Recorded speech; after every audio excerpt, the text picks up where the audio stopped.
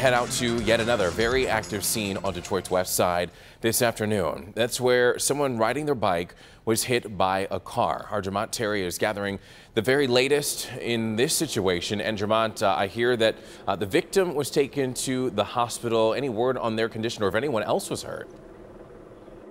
Yes, Everard, the very latest that we know, there were two bikers that were part of the Biking Bell Owl. They were both hit while sitting at a stoplight here at McNichols and Parkside. Now, if you pan our camera to the left, you can see that there is a black Grand Prix that is sitting on top of an island right next to a house. Apparently, that car, according to witnesses, somehow veered off and hit the two bikers after this van that, if we pan to the left, this brown van, apparently made a left turn right in front of the Grand Prix driver. Now, the Grand Prix driver tried to avoid the van, but did not realize that there were this group of bikers, bicyclists, simply at this stop sign trying to cross McNichols. And the moment he did that, he crashed right into the two front bikers. Now, of course, this is a very serious situation. I had a chance to talk to one of the 12 bikers. His name is Kenneth Reed. He describes a very emotional and dramatic scene as he witnessed two of his friends get slammed into by this Grand Prix.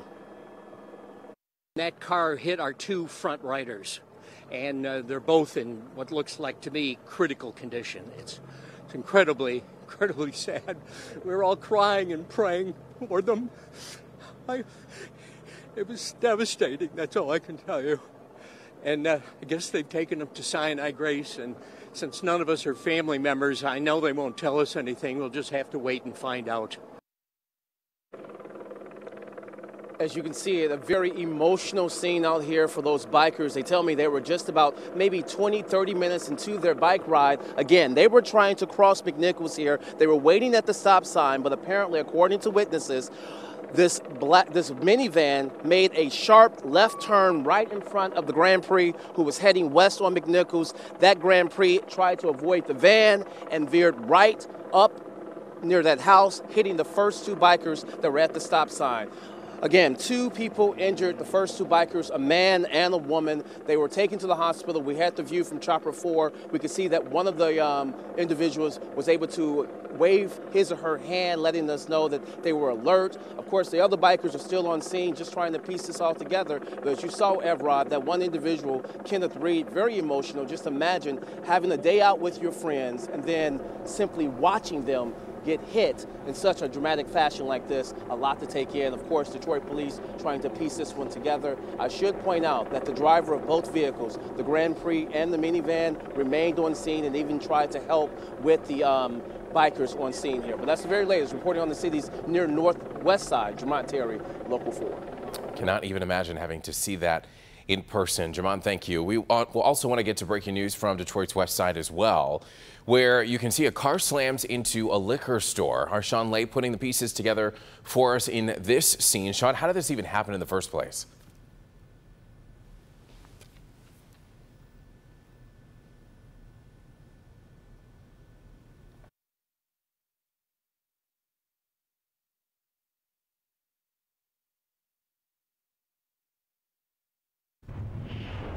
Looks like a very difficult situation out there, having some technical difficulties there, but a huge hole in that liquor store. We're going to try and get Sean back a little bit later, or new details about what happened there. Also developing this afternoon, we have new information about the man found in a driveway in Inkster. Let's get right to our Nick Monticelli. He's live on Avondale Street near Meadowbrook. Nick, what have you learned? Everett, good afternoon. Family and friends have identified this victim as a 49-year-old male. His name is Lewis Perry, and his body was found in that driveway just to the right of that Jeep. Now, detectives from the Michigan State Police are still waiting for a search warrant to get into that home to hopefully see what they can find in that house to help with the investigation. In the meantime, though, what's strange is that the folks inside of that home, they never called 911. It started, a barrage of gunfire, and there was like 5 shots, and then there were 3 like bam, bam, bam. The early morning gunshots woke many people up in this Inkster neighborhood.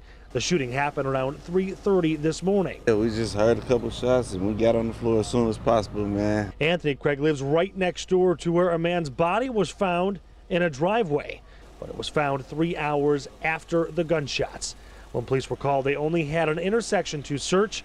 The man's body was not found until the sun came up. I actually seen him. I peeked out the window and I just seen some legs.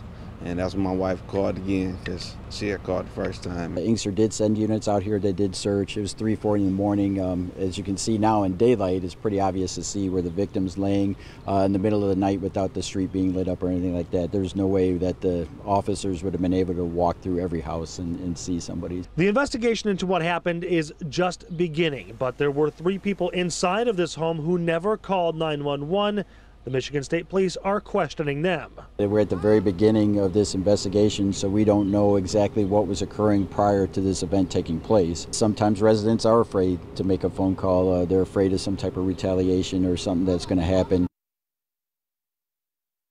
Now back out here live, the victim in this case, again, 49-year-old Lewis Perry, was shot multiple times. The medical examiner just took his body away about an hour ago. Now, as far as the investigation and what folks can do, the first lieutenant from the Michigan State Police says they know that there are many people who know exactly what happened here. They're just maybe not calling or maybe afraid to call. He said, please call them with tips and you can remain anonymous when they do that. We're live here in Inkster. Nick Monticelli, Local 4. Alrighty, Nick, thank you for the update there. We want to go back to our Sean Lay, who is on the scene of a car that slammed into a liquor store, kind of trying to figure out how this all happened in the first place. Sean, what have you learned? Everett, hopefully you can hear us now. Here's the deal. We're on Rosa Parks near Glendale, just east here, west, I should say, of the lodge. Let me show you all the activity going on here. You got shovels, you got wheelbarrows here, a whole team cleaning up at the Salina liquor store. That's after a black Dodge truck rammed into the side of this store and got in. The owner here absolutely furious because this crew of 3 men used a truck to break through the wall here you see, and they had a problem with the alarm company. Meant the 3 had to run inside this place for hours. Let me take you outside, let me take you inside. All this happened here at the Salina liquor store around 3:30 this morning. Breaking into the building, doing so much structural damage to the store itself, sending bricks, drywall we could see here smashed up. An ice machine went flying from this truck by this truck's impact. Once inside, the men stole beer, lottery tickets, and then they went to work on an ATM machine. Check it out. You can see they were able to break into it and steal the cash inside. 3 men were able to be inside this place